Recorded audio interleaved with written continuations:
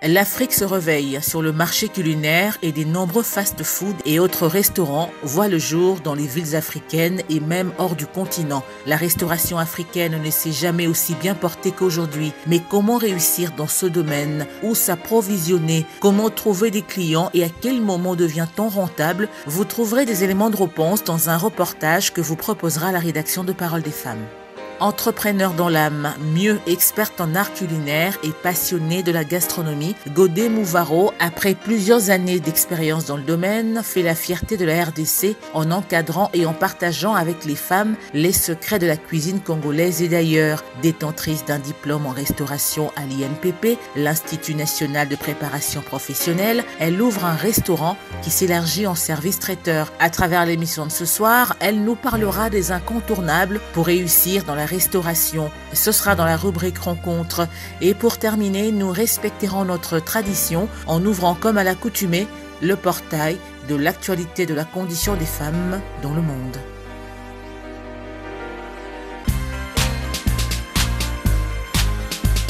Bonsoir à toutes et à tous et merci de votre fidélité à ce magazine féminin Parole des femmes. Ce soir, nous parlerons restauration en compagnie de Godé Mouvaro, experte en art culinaire et passionnée de la gastronomie.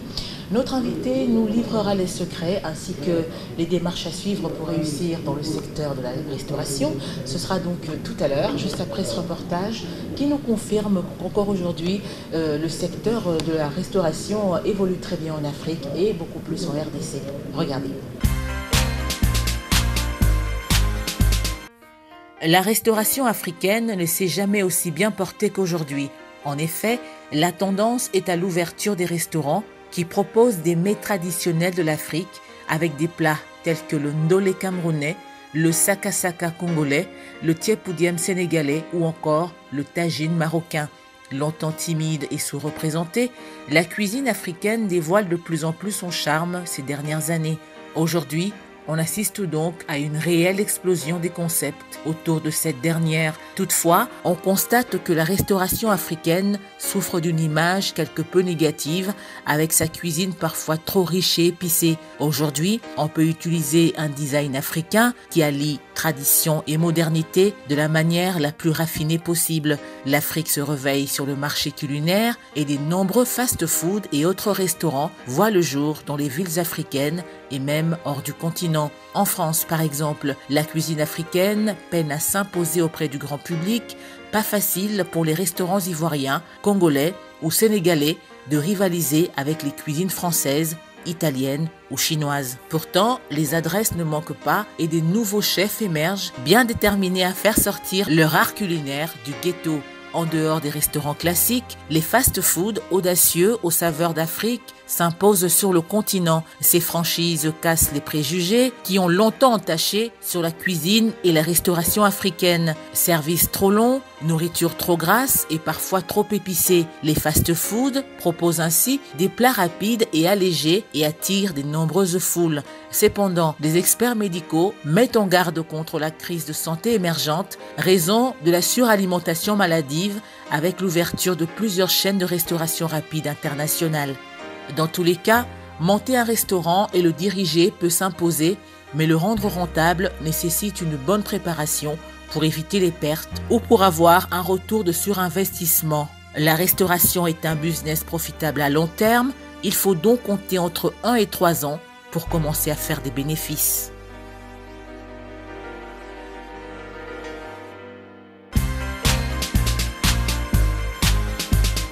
Merci à vous de nous rejoindre dans la deuxième partie de ce Parole des femmes consacrée, vous le savez, à la rubrique rencontre qui met en exergue les ou l'invité. Et ce soir, nous avons le plaisir de recevoir pour vous,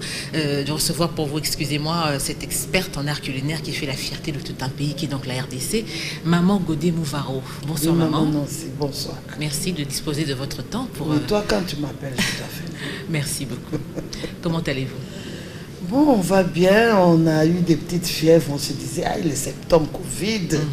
Mais Dieu nous aime, on n'a pas développé de symptômes, on est bien, on se porte bien. Il y a eu des confinements, et même dans les restaurants, vous avez repris du service? Là, c'était le gros problème. Moi, j'ai même fermé le restaurant que j'avais à Kitambo. je l'ai fermé. Et pendant cette période, quand j'ai un service traiteur, je me disais, bon, avec le service traiteur, ça va passer. Mais comme tout était confiné, les fêtes étaient confinées, les matangas, donc il n'y a pas eu de marché, mais Dieu nous aime, on vit. C'est vrai que l'avant-Covid n'est pas du tout égal à l'après-Covid, hein? Oui. Malgré qu'on a déconfiné, mais c'est devenu très timide. C'est timide, mais ça commence à revenir petit à petit. Parce que moi, après le déconfinement, j'ai pu servir à 2 événements, à un anniversaire et à un mariage.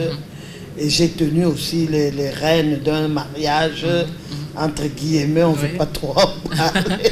Bien sûr. Donc, ça commence à venir petit à petit. Et là, je suis sur une activité où je fournis dans une petite entreprise où j'amène à manger. Donc, on se bat comme ça. Et comme nous l'avions annoncé, ce soir, nous parlerons en restauration. C'est vrai que beaucoup de gens aimeraient vraiment évoluer dans ce secteur, ou le font déjà, mais ou le font mal, ou ne savent pas comment faire justement pour se lancer dans le secteur. On va en parler. Mais avant tout, permettez-nous quand même de faire un petit rappel. On l'a dit, experte en art culinaire, c'est vrai, diplômée de l'INPP. Ouais. Alors, d'où vous vient cette passion pour la gastronomie? Moi, la passion, c'est... Je suis entrée dans le mariage très jeune. Et je le répète, hein, je ne mâche pas les mots, je n'ai pas peur de le dire. Je suis entrée dans le mariage très jeune. Mais déjà, avant le mariage, je crois l'avoir dit une fois, mes parents ont divorcé. Et j'étais très, très jeune, j'étais, je crois, en première secondaire. Et il y avait des difficultés pour manger. Parce que mon père a refait sa vie avec une autre femme. Ma mère est partie et nous, on était là, au milieu de la rue. Et on était chez une tante, mais qui ne faisait pas ça bien. Donc, elle ne se donnait pas tellement. Et c'est ainsi que moi, j'ai dit à mon père, il faut me donner le budget du ménage. Et je vais le faire pour mes frères et moi. Pour moi et mes frères. Et c'est là que tout est parti. Donc, j'ai commencé à fournir, à servir à manger. J'étais encore très jeune. Et puis, le mariage est arrivé. Je me suis mariée et je me suis mariée à un homme que son âme repose en paix, Papa Mouvaro, très exigeant. Vraiment pour qu'il mange, il y a il faut faire beaucoup de tournures pour lui présenter quelque chose de bien cuit, pas cher. Bien cuit, bien présenté, les assiettes, les serviettes, tout doit être propre. Et c'est de là qu'est venu cet amour de bien faire, de bien présenter. Et l'amour du travail bien fait est venu de là. Et puis après, j'ai commencé avec des émissions à la télé. Et ce qui était bien, c'est parce qu'il m'encourageait. Il me disait, tu fais ça bien, ça te va. Tu te rappelles, même dans le temps de son vivant, tu m'appelais, tu m'invitais à des émissions et il suivait. Et il me disait, mais tu sais, tu parles bien, tu réponds bien. Et tu vois, quand tu as un mari qui t'encourage, j'en profite pour lancer un message. Les hommes, il faut encourager vos femmes. Même dans le moindre qu'elle fait là, il faut l'encourager. Et quand tu l'encourages, elle va améliorer davantage. Donc c'est comme ça que tout est parti, les émissions culinaires, un petit centre de formation où je donne des cours de cuisine à des dames qui veulent apprendre, et puis le restaurant, le maléwa, j'aime bien le maléwa, moi, le maléwa, j'aime quand je sers quelqu'un qui mange et puis il te dit, maman, j'ai très bien mangé. Donc ça fait ma force. Est-ce là la seule chose qui vous plaît le plus dans ce métier? Oui, la satisfaction. La satisfaction. Tu t'imagines quelqu'un qui entre, tu vois le client entrer, tu vois qu'il est vraiment fatigué et qu'il a faim. Mais quand il sort du restaurant, il est fort, il a mangé son foufou, ses bananes, il a mangé quelque chose et il sort fort. Il a bu son eau, son verre de jus, il sort fort et ça fait ma fierté. Je me dis, heureusement que je suis là. Si je n'étais pas là, le temps qu'il rentre chez lui à la maison, parce que je me dis qu'ils viennent manger, mais ils ont des maisons où il y a des épouses qui les attendent avec un repas. Mais quand ils passent d'abord chez moi, ils se disent, en tout cas, maman, Nzamba Pambola. Et ça, c'est les Mapamboli, en désordre. Notre plateau est bien garni parce que vous aviez dernièrement reçu le prix de Moissi Yatalo, oui, un trophée des diplômes, un diplôme d'excellence et un diplôme de mérite. Était-ce la première fois pour vous de recevoir un prix? Non, c'est pas la première fois. Je dirais que c'est la troisième fois. Et c'est que j'aime quand je reçois un diplôme comme ça, un trophée. C'est parce que je ne sais même pas comment la chose commence. Tu as juste un coup de fil, on te dit maman, tu viens parce que tu es nominée, tu es retenue comme lauréate. Et c'est ça qui nous fait du bien. Alors ça, le dernier trophée que j'ai eu, le trophée intitulé Moissi Yatalo, femme de valeur. J'ai demandé au jeune homme qui m'a appelé, mais je lui ai dit, mais vous êtes basé sur quoi pour que je sois la lauréate? Il me dit, maman, vous étiez à 3 et le sondage. Donc, on lançait une équipe sur le terrain et c'est le sondage qui a fait que c'est vous. Alors, ça a été reporté plusieurs fois à cause du confinement, crise, oui. Mais à la fin, c'était le 4 juillet. On était dans la salle, une salle quelque part ici à la Goumbé. Et c'est là qu'on nous a remis le prix. Et moi, j'étais dans la catégorie gastronomie. Et quels étaient vos sentiments? Oh, tu ne peux pas imaginer, j'étais toute joyeuse. J'avais tous mes enfants, ma grande fille, maman Hélène Mouvaro était là avec son mari, maman Lina Mouvaro était là avec son mari, papa Olivier qui a représenté papa Mouvaro, ça oui. C'est mon avant-dernier, Olivier Mouvaro était là, et des amis étaient là. Et en fait, c'est leur présence qui a fait de moi, j'ai mérité le prix magistral. Parce que pour avoir tout ce monde-là, il fallait payer l'argent. Et comme c'était dans les derniers jours, après beaucoup de problèmes, l'équipe d'organisation était presque démunie, il n'y avait plus assez de moyens. Mais moi, quand j'ai dû acheter tous ces billets pour tout ce monde-là, ça fait un petit montant. Et j'arrive là, on me donne un prix magistral. Donc le prix magistral, c'est un prix de contribution, votre contribution à l'événement. Ok, voilà. C'est très bien. C'est vrai que vous nous avez relaté un tout petit peu, vous avez eu envie de faire la cuisine parce que ça n'allait pas vraiment trop à la maison côté cuisine. Mais est-ce que vous avez, je ne sais pas moi, un héritage culinaire, un héritage qui a influencé votre façon de préparer? Mon héritage, c'est ma mère. Ma mère, je la voyais faire. Le temps où j'étais avec elle, je me rappelle qu'on a été en Europe, je voyais ma mère secouer la salade à partir de la fenêtre. Oui, il y a longtemps, il y a plus de 30 ans, plus de 60 ans, pas 30 ans. Parce que quand on était en Europe, c'était dans les années 62, 63. Et je voyais ma mère emballer la salade dans une serviette propre et aller la secouer à la fenêtre, sur un balcon. Et une fois, elle s'est fait injurier, tu t'imagines, c'était en 63, quand elle secouait, c'est pour sécher la salade, elle a arrosé quelqu'un. Et la personne a regardé, elle a dit « Nègre, négresse !» À l'époque, hein, nous, quand on était en Europe, c'est pas comme aujourd'hui, on nous traitait de négresse. Et mon père lui a dit « C'est de ta faute, il ne faut pas aller sécher ta salade à la fenêtre. » Donc c'est un peu, c'est cet héritage-là. Je voyais ma mère faire, elle le faisait bien. Je la voyais laver les tiges de poireaux. Elle prenait tout son temps. Du temps, dans beaucoup d'eau. Et je regardais, aujourd'hui ça m'a servi et pour moi c'est un héritage. Vous gardez l'image de votre mère en train de secouer les légumes et qui prenait le temps de les nettoyer. Malheureusement aujourd'hui ce n'est plus le cas. Apparemment les mamans deviennent très pressées. Hein. Elles courent derrière le temps. Les mamans deviennent très pressées, trop pressées même, et puis elles n'ont plus le temps.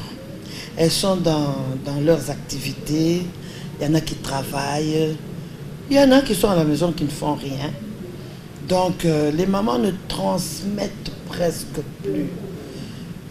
Ça a vraiment diminué, le pourcentage a diminué, mais il y a certaines familles où nous, par exemple, moi chez moi j'ai transmis, j'ai 3 grandes filles actuellement, une qui est à la DGDA, elle est dans l'administration. Il y en a une qui est de l'autre côté, dans le pays de l'oncle Sam, mais elle bosse dur. Et j'ai une cadette qui, elle, a voulu faire ce que maman fait. Vous lui avez transmis ça? Je lui ai transmis. Donc ça veut dire que tout vient du dedans. Pourtant, elles étaient toutes avec moi. Mais pourquoi il n'y a que elle qui a fait ce que moi je fais? C'est parce qu'elle aime ça. Les autres, l'aînée, je ne sais pas si elle sera choquée. Elle, quand tu es à la cuisine, tu as une commande, elle vient juste pour... pour grignoter. Grignoter. Tout. Mais tu es là en train de tailler les oignons, elle te regarde, elle te raconte une histoire, mais tu ne la vois pas prendre un oignon et dire, bon, maman est en train de travailler, je vais laisser. Des fois, je me fâche quand elle vient, je dis non, ne touche pas.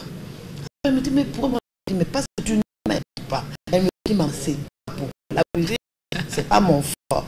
Or, elle prépare très bien, mais c'est pas ce qu'elle aime. Donc on peut tolérer ça auprès des femmes, hein? Donc certaines oui, femmes... on peut tolérer. Il y en a qui la cuisine ne leur dit absolument rien. Mais il y en a d'autres qui ne vivent que de la cuisine. Il faut quand même qu'il y ait une base, surtout oui, quand on est une femme. Il faut qu'il y ait une base. C'est ainsi que nous demandons aux jeunes filles d'apprendre avec leur maman. Mais celles qui n'ont pas l'occasion d'apprendre avec leur maman, il y a des centres de formation. Moi, c'est pratiquement pendant plus de 15 ans que j'ai donné. Il y a beaucoup de mamans sur le marché actuellement, dans leur foyer. Il y en a qui ont des restaurants de fortune, les Maléwa. Il y en a qui ont des restaurants qui ont appris chez moi. Donc, si tu n'as pas eu le temps d'apprendre avec ta maman, pourquoi tu n'as pas eu le temps? Il y en a une qui te dit, moi je vais à l'université, je n'ai pas le temps d'aller voir à la cuisine, je suis centrée sur mes études, c'est pas mauvais. Mais il faut apprendre avec la maman. Mais si tu n'as pas eu cette occasion-là, il y a des centres. Nous sommes là pour vous apprendre à faire la bonne cuisine. La technique de la cuisine, la technologie de la cuisine, absolument. Elle existe. Car elle est vraiment énorme. Hein. Maman Godé Mouvaro, vous avez un restaurant, le Cordon Bleu. Alors, comment se présente-t-il? Quels sont les mets que vous proposez à votre clientèle? Bon, actuellement, j'ai un restaurant dans l'enceinte de l'Académie des Beaux-Arts. Je suis la grande patronne de ce restaurant, bien que géré par ma fille, mais elle n'a presque plus le temps. La grande cuisinière, moi je l'appelle la grande cuisinière. Le restaurant est dans l'enceinte d'un institut de l'Académie des Beaux-Arts. Donc ce sont des étudiants qui viennent dans notre restaurant. Donc nous avons les repas de Kinshasa, mais le repas principal ce sont les pâtes, parce que ça coûte moins cher, les spaghettis avec l'haricot. Mais il y en a qui mangent... des lentilles là?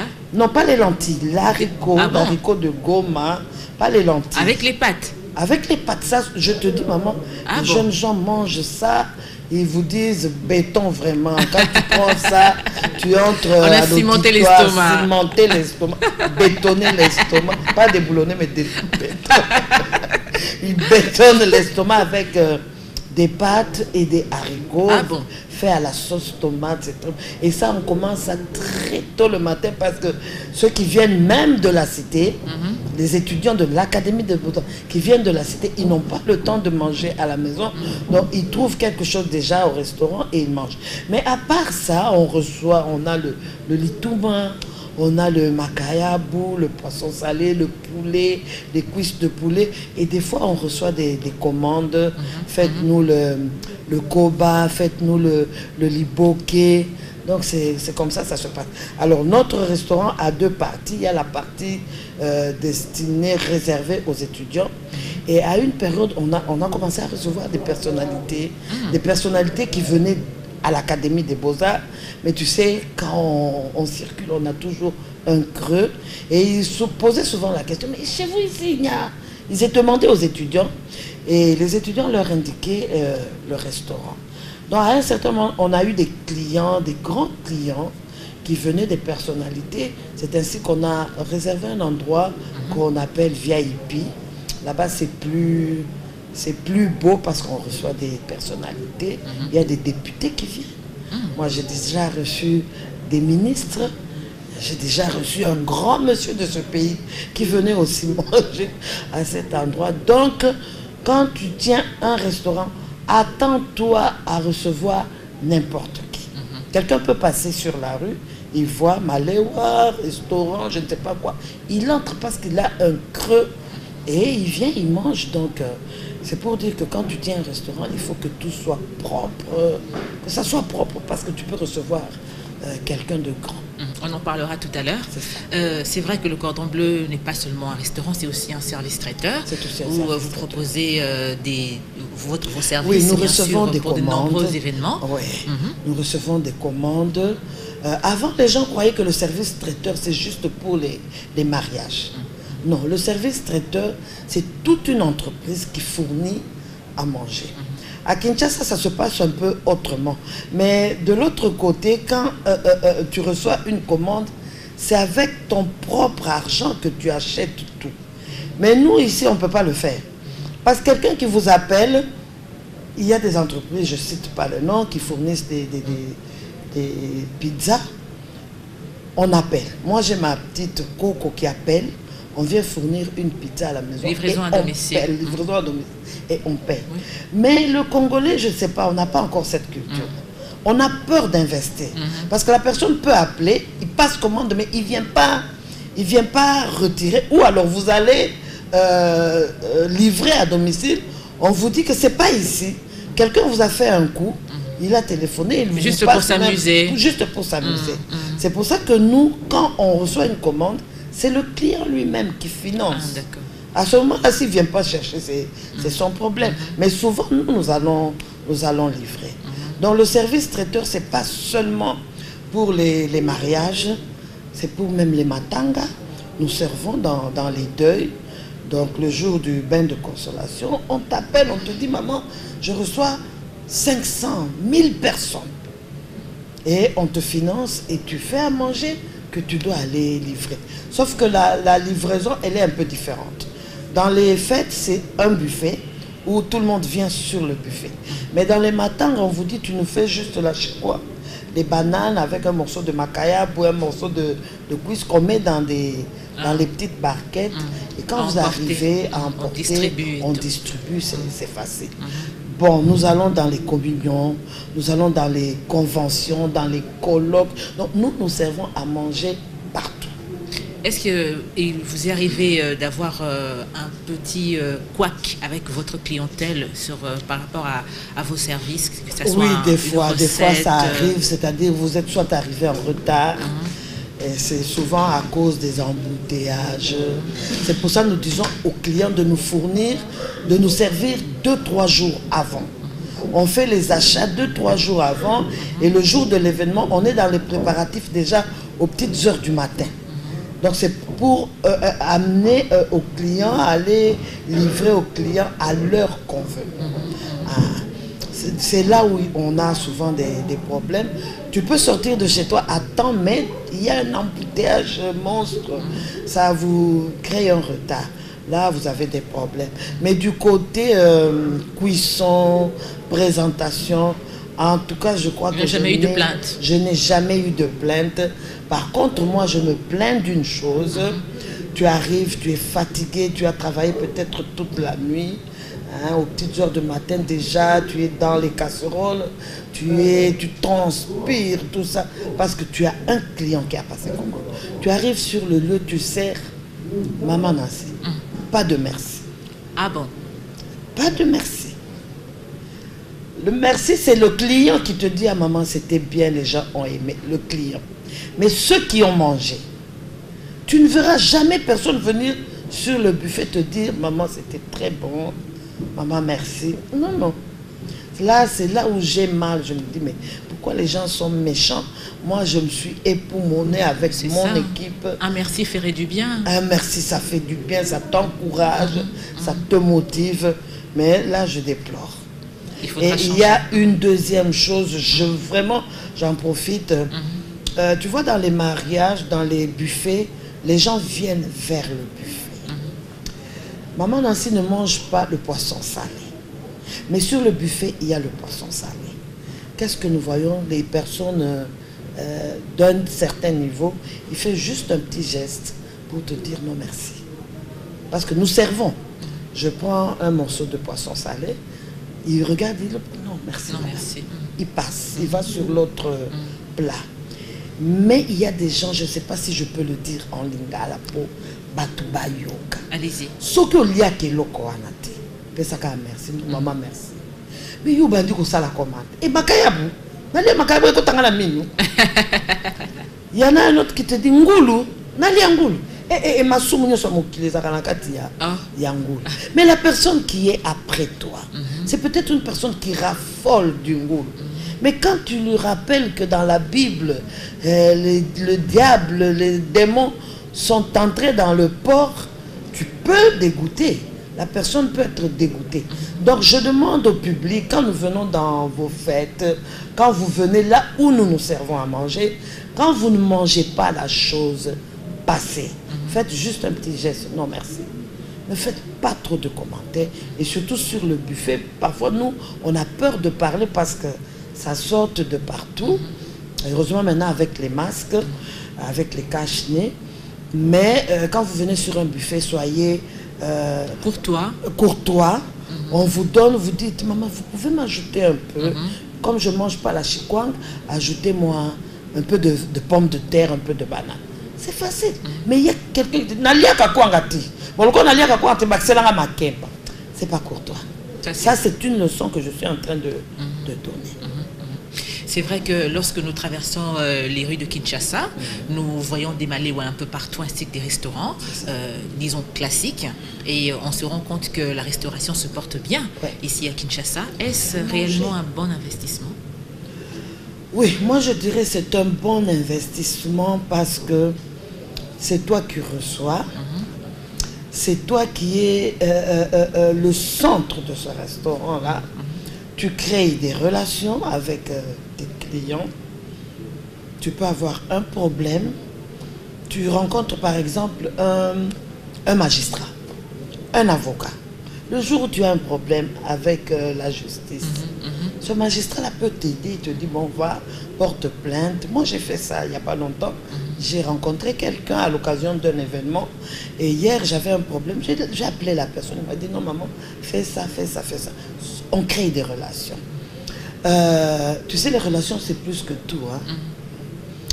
Donc, on crée des relations. On est là à fournir à manger. Il faut fournir quelque chose de frais. Un bon repas, ce n'est pas du dormant. C'est-à-dire, Madé Sounou et tout là qui lobby. Le lendemain, tu remets ça sur le buffet. C'est un bon investissement, mais parfois, il y a des problèmes. Quand tu n'as pas écoulé ta marchandise aujourd'hui, demain, c'est un problème. Tu l'as conservé, ce repas-là, cette recette-là, tu vas la conserver comment pour la servir demain. Mais en soi, la restauration, c'est bien parce que moi, une fois, j'étais dans une émission que je présentais, je disais au moment, il faut toujours bien préparer. Parce que un chef d'État, par exemple, qui le matin va à son travail, à son bureau, le soir, quand il rentre, en général, les chefs d'État, les autorités, ils ont des jeeps avant qui sont des éclaireurs qui ouvrent le passage. Mais pourquoi il demande le passage? Quand il rentre chez lui, c'est pour aller manger. Parce que le matin, il est allé à son bureau. Le soir, il revient à la maison. C'est pour manger. Et quand c'est bien fait, il est content. Mais quand il revient à la maison, il trouve un foufou trop molle, un foufou qui n'est pas cuit. Même s'il est au sommet du pays, ça va l'énerver. Il faut qu'il trouve quelque chose de bien préparé. Donc, pour moi, la cuisine, je me dis, c'est un gros investissement. Il faut bien le faire. Il faut aimer la cuisine. Tu vas bien travailler. Et c'est ainsi que moi, je dis, j'appelle ça l'amour du travail bien fait. Quand tu aimes ce que tu fais, tu vas le faire bien. Mais quand on te force, ou bien quand toi-même tu forces la nature, tu n'es pas du domaine, mais tu te dis, bon, comme Maman Nancy a ouvert un petit restaurant, moi je vais faire la même chose. Mais tu n'as pas de notion, tu n'aimes pas la cuisine, tu n'as pas tout ce qu'il faut pour une bonne batterie de cuisine, parce qu'il faut avoir une bonne batterie de cuisine. Si tu n'as pas tout ce qu'il faut, ne t'investis même pas. Donc avant de commencer, moi, je donne beaucoup de conseils. Il y a des gens qui m'appellent, qui me disent, maman, je veux commencer une activité restauration. Je commence par quoi? Je leur dis, il faut commencer par la tête. C'est la tête qui commence. Il faut s'imprégner. Il faut s'imprégner. Il faut entrer dans la casserole. Si tu ne le fais pas, tu forces la nature. Et il faut aimer ce que tu fais. Donc vous l'avez répété plusieurs fois, il faut aimer d'abord ce métier avant d'y évoluer. Est-ce la seule qualité ou il existe d'autres qualités pour réussir dans Il y a d'autres qualités. Oui. Il y a le soin corporel. Moi je disais aux mamans, comment toi une maman tu gères un restaurant, tu te réveilles, tu commences à cuisiner, mais tu n'es pas encore allé dans ta douche. Or la nuit, la main là, elle passe, elle repasse, elle va partout. Et puis le matin, maintenant au moins comme on nous dit, on doit se laver les mains autant de fois. Mais avant, il y a une maman qui se réveille, qui commence déjà à préparer. Mais elle n'a pas pris son bain. Là, c'est une fausse affaire. C'est vraiment une fausse affaire. Donc, il y a l'hygiène. Il faut brosser les dents. Il faut attacher les cheveux. Hein? Les ongles. Moi, aujourd'hui, j'ai des beaux ongles parce que je ne travaille pas. Mais en général, quand je vais à la cuisine, je n'ai pas d'ongles. Parce que dans les ongles, il y a beaucoup de problèmes. Ce sont des résidus. Tu peux avoir touché au javel. Tu peux avoir touché au soude caustique. Et juste après, tu vas pour préparer. Dans les ongles, là, il y a beaucoup. Donc, l'hygiène corporelle joue un rôle très important dans la restauration. Oui. Et comment doit-on se démarquer des autres en présentant des mets tout à fait, des recettes originales? Oui, c'est-à-dire, actuellement, c'est même pas original. Aujourd'hui, c'est bio. Mais c'est difficile dans notre pays de faire du bio, c'est-à-dire aller acheter la viande qui vient de Goma, ça coûte très cher. Tu vas revendre le plat à quel prix? C'est pour ça que nous nous rabattons sur les vivres frais, mais nous le faisons avec détermination, avec amour. Tu te dis, mon client vient, il faut qu'il mange de la viande tendre, de la viande bien cuite. Il faut prendre du temps. Tu sais, dans la restauration, il y a aussi le temps, c'est un facteur. Il y a le facteur temps. C'est-à-dire, la maman doit être patiente. La maman qui fait la cuisine doit être patiente. C'est aussi un des critères pour réussir dans la restauration. L'haricot n'est pas encore cuit. Ça arrête la cuisson de l'haricot. Il faut cuire l'haricot jusqu'à ce qu'il soit tendre. Alors tu ajoutes l'huile et les tomates, tout ça. Mais quand tu mets ça avant, ça arrête la cuisson. C'est ainsi que le client te dira, maman, le m'a dit c'est-à-dire que c'est pas cuit. Dans l'intérieur, là, il y a... c'est pas bien. Donc la cuisine, il faut la patience. Il faut beaucoup de patience. Si tu n'es pas patiente, il faut dessaler le poisson salé. C'est du poisson salé, il faut le dessaler avant de le présenter. À peine que tu l'avais trempé, à peine que tu le cuis. Premièrement, il est trop dur et puis il est trop salé. Aujourd'hui, on déplore, quand tu vas dans les restaurants, il y a des gens qui te disent, maman, en tout cas, le poisson salé, il était bien présenté, mais il était trop salé. Parce que la maman n'est pas patiente. Or, le dessalage du poisson salé, c'est plus ou moins 24 heures. C'est plus ou moins 24 heures. Et moi, j'ai même appris à mes étudiantes comment poser le poisson dans la bassine pour le dessaler. Souvent, nous mettons pêle-mêle. Non, il faut poser la peau, les écailles, poser comme ça, c'est superposé. Donc tout le poisson, la peau doit être au-dessus. Qu'est-ce qui se passe pendant le dessalage? Le sel descend. Donc quand il arrive sur la peau, il entre, il descend. Mais quand tu as mis celui-ci, la peau, les écailles de ce côté, l'autre morceau, le sel qui sort d'ici, entre ici, mais il ne sort pas. C'est une technique que j'ai appris. Il faut lire aussi. Absolument. La maman qui tient un restaurant doit lire. Tu vas sur Internet, tu vas apprendre à la télévision, dans les documentaires culinaires. On apprend beaucoup de choses. Moi, j'ai appris ça à la télé. Quand il faut dessaler, il y a une position qu'on doit... les morceaux de poisson salé, il faut les mettre tous dans une position parce que le dessalage, il va progressivement.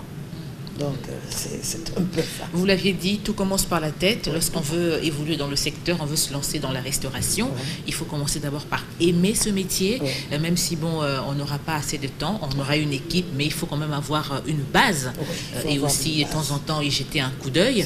Il faudra aussi penser à l'étude du milieu, n'est-ce pas? C'est ça. Moi, je venais de fermer un restaurant à cause de la pandémie ici. J'étais sur l'avenue Komoriko. L'avenue Komoriko, c'est la grande avenue. Quand tu viens du boulevard, tu entres dans la cité de Kitambo. Tu vois, j'avais étudié le milieu. Quand j'ai demandé au commissionnaire de me trouver un endroit, on m'a montré. Là, j'ai craqué. J'ai craqué parce que c'était sur la principale. C'est-à-dire que tous ceux qui viennent de la ville, qui rentrent sur ma campagne, qui rentrent sur Ipen, vers Mongafula et qui passent par Kitambo, tout le monde voyait. Parce que qu'est-ce que j'avais fait? J'avais fait une enseigne lumineuse, hein, surtout à partir de 18h, j'allumais et c'était écrit restaurant, service traiteur, cordon bleu chez Maman Godemova. Et c'est tout le monde qui passait, qui regardait. Donc j'avais fait l'étude du milieu. Il ne faut pas aller mettre un restaurant dans les fins fonds. C'est vrai, on mange partout. Mais quand c'est pour produire, quand c'est une activité dans laquelle tu es allé peut-être dans une banque pour avoir un crédit, c'est l'argent d'autrui que tu utilises. Donc tu dois étudier le milieu. Tu dois étudier le personnel. Même le personnel. Tu ne vas pas prendre n'importe qui. Quelqu'un, une fille qui est mal propre, tu dis, bon, comme je la rémunère, sa rémunération ne représente rien, je prends n'importe qui. Non, il faut prendre un personnel qui a ne fût-ce que la notion de dire bonjour, bon appétit. Hein, c'est pas le genre de fille. Non, c'est une fille qui présente, qui sert bien. Moi, j'ai une fille avec qui je travaille, elle a un défaut. Tu sais, maman Nancy, quand tu sers à manger, il faut déposer avec tendresse. Avec élégance. Avec élégance. Nous servions à une banque. Il y a un grand monsieur de la banque. Chaque fois qu'il venait, il me cherchait. Mais la maman, là, elle est où? Alors, on doit m'appeler, lui, pour qu'il mange, que je dois le servir.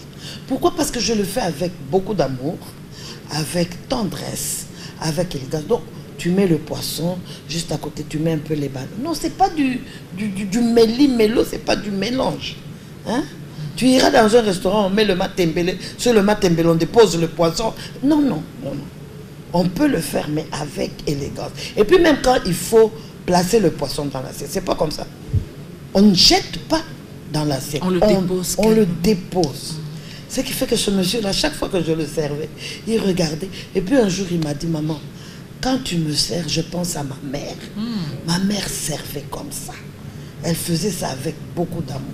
Donc ce sont des critères qu'on doit remplir quand on veut tenir un restaurant. Si tu es trop brutal, au bois brutal pressé,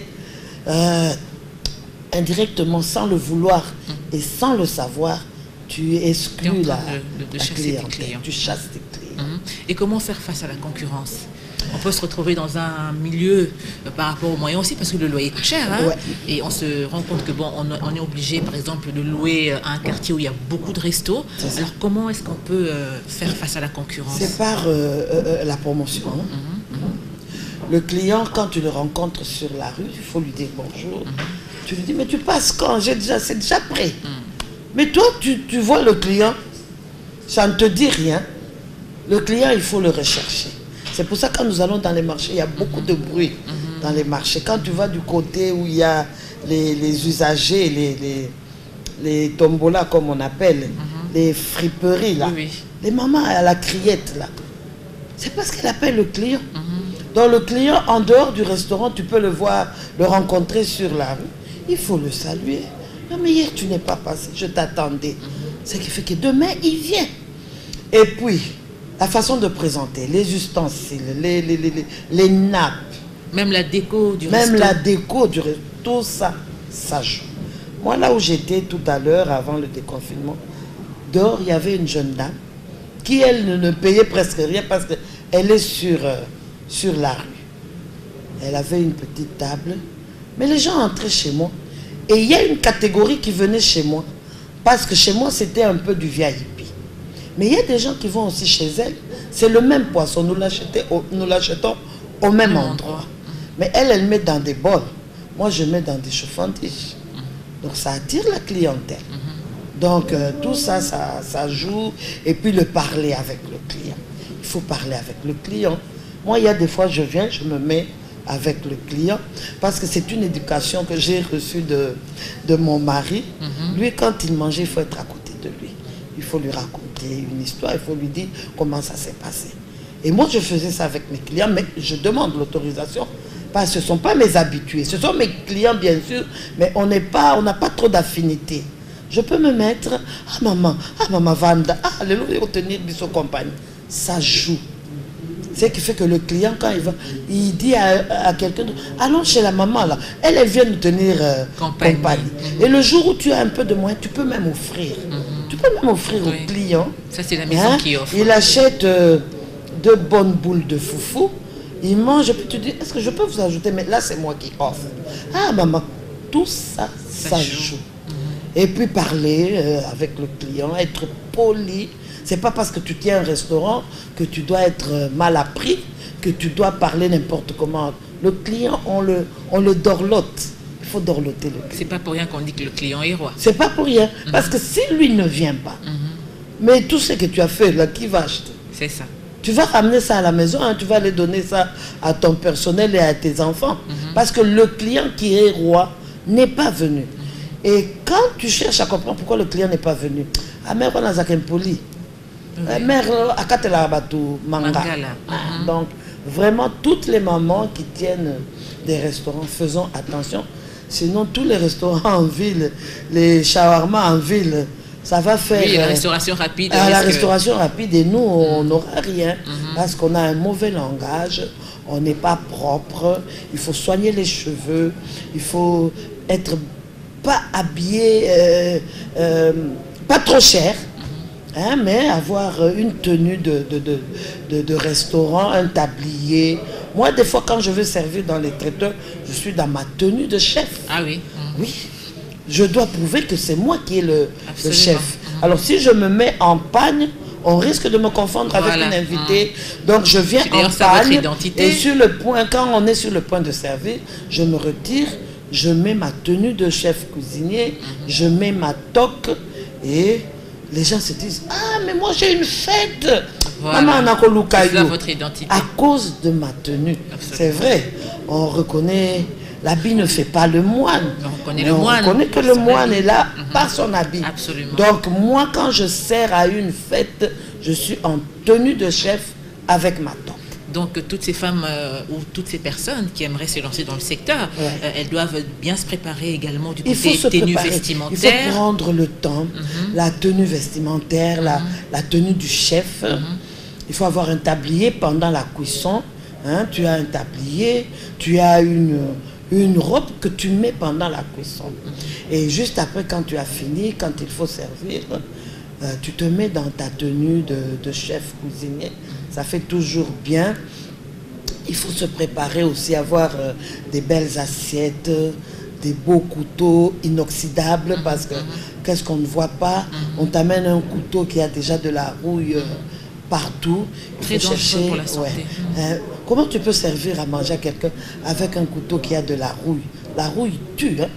Ça peut infecter, ça peut toxique. Elle est très toxique, la rouille. Donc, il faut jouer. Les verres.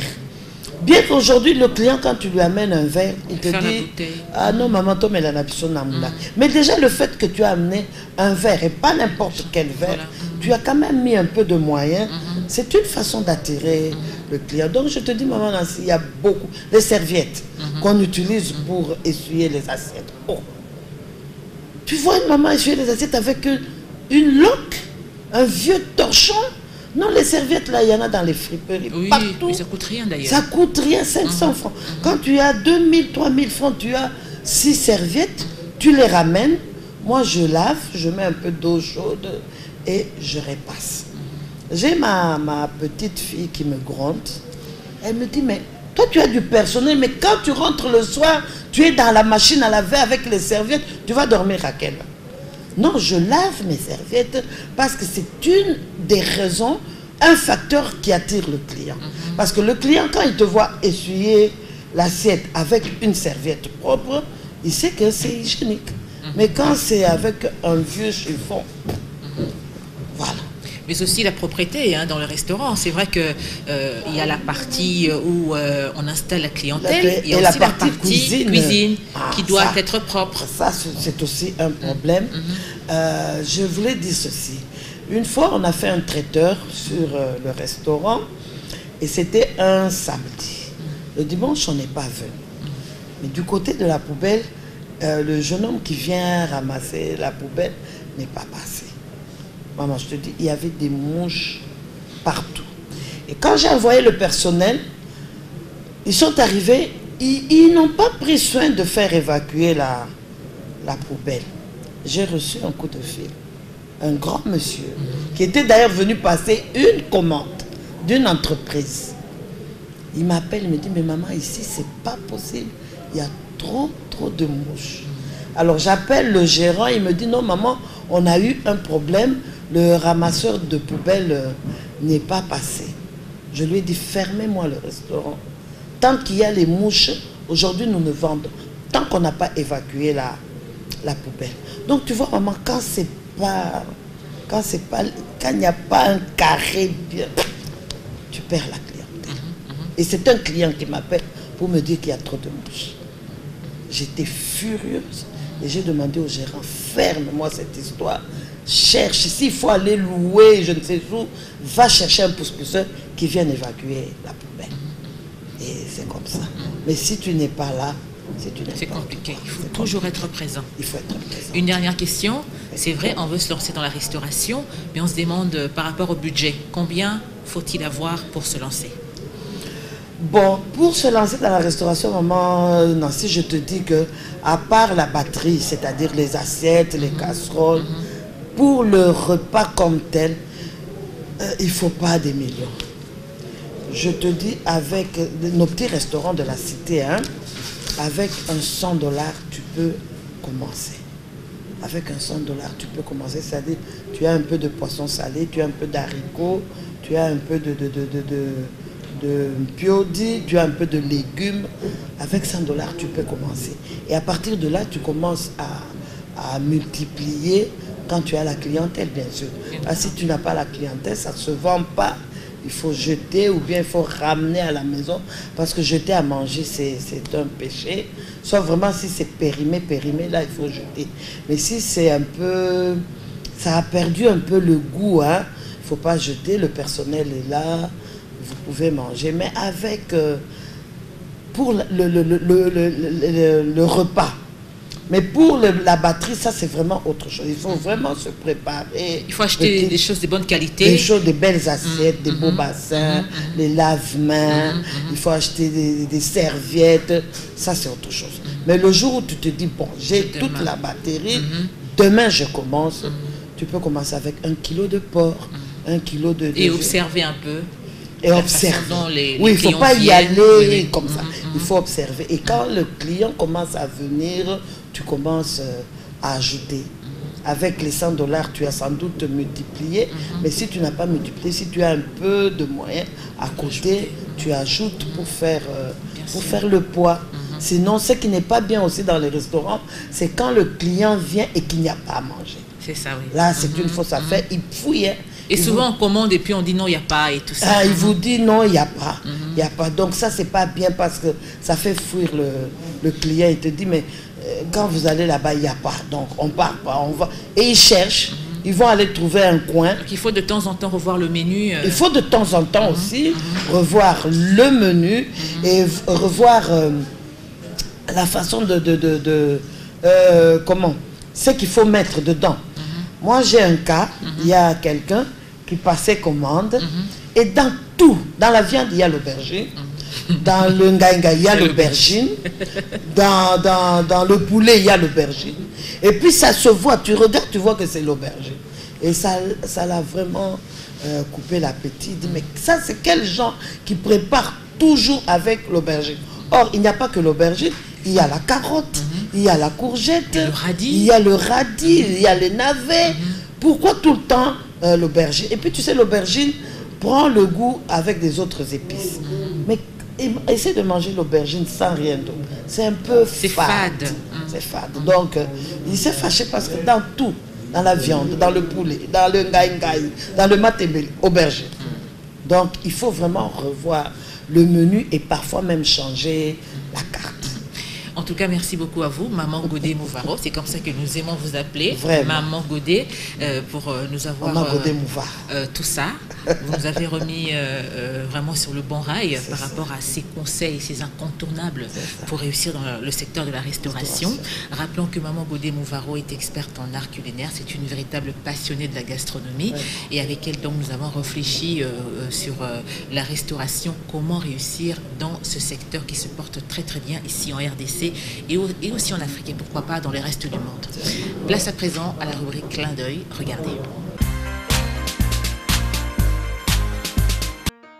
Voici pour vous l'actualité de la condition des femmes dans le monde. Pulcherik Balé a été placé sous mandat de dépôt à la maison d'arrêt d'Abidjan le mercredi 19 août 2020 dernier, puis inculpé pour trouble à l'ordre public, incitation à la révolte, appel à une insurrection, violence et voie des faits. Elle est donc cette militante qui a appelé à manifester contre un troisième mandat du président Alassane Ouattara en Côte d'Ivoire. Son inculpation coïncide avec la décision des autorités ivoiriennes de suspendre les manifestations publiques en Côte d'Ivoire jusqu'au 15 septembre 2020 prochain, à l'avant-veille d'une marche des femmes de l'opposition contre un troisième mandat du président Ouattara. Pulcherik Balé, présidente d'Alternative citoyenne ivoirienne, une organisation de la société civile proche de l'opposition, a été arrêtée à Abidjan en compagnie des 2 de ses collaborateurs par des hommes encagoulés, a affirmé Samba David, responsable de la CICI, la coalition des indignés de Côte d'Ivoire. Je ne suis pas ronde, je suis grosse et il n'y a pas de honte à cela avec ses tenues de pin-up, ses poses impertinentes et sa parole libérée. L'influenceuse mode Virginie Grossa captive des dizaines de milliers d'internautes. La lyonnaise de 32 ans, taille 54, adore arborer des vêtements colorés, moulants et volontiers kitsch. En coulisses, l'influenceuse travaille méticuleusement son image. Nombreux sont ceux qui l'accusent de faire la promotion de l'obésité, juste en étant visible, juste en étant moi et dans l'espace public, je serai une pub pour l'obésité, déplore-t-elle. Pour eux, c'est impensable de voir une personne grosse épanouie. Elle refuse donc de se poser en vitrine. Et ce sera tout pour l'actualité de la condition des femmes dans le monde.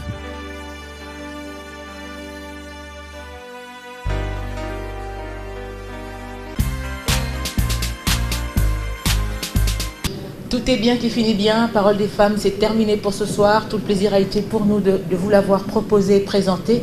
Et merci de l'avoir suivi avec un aussi grand intérêt. Rendez-vous la semaine prochaine.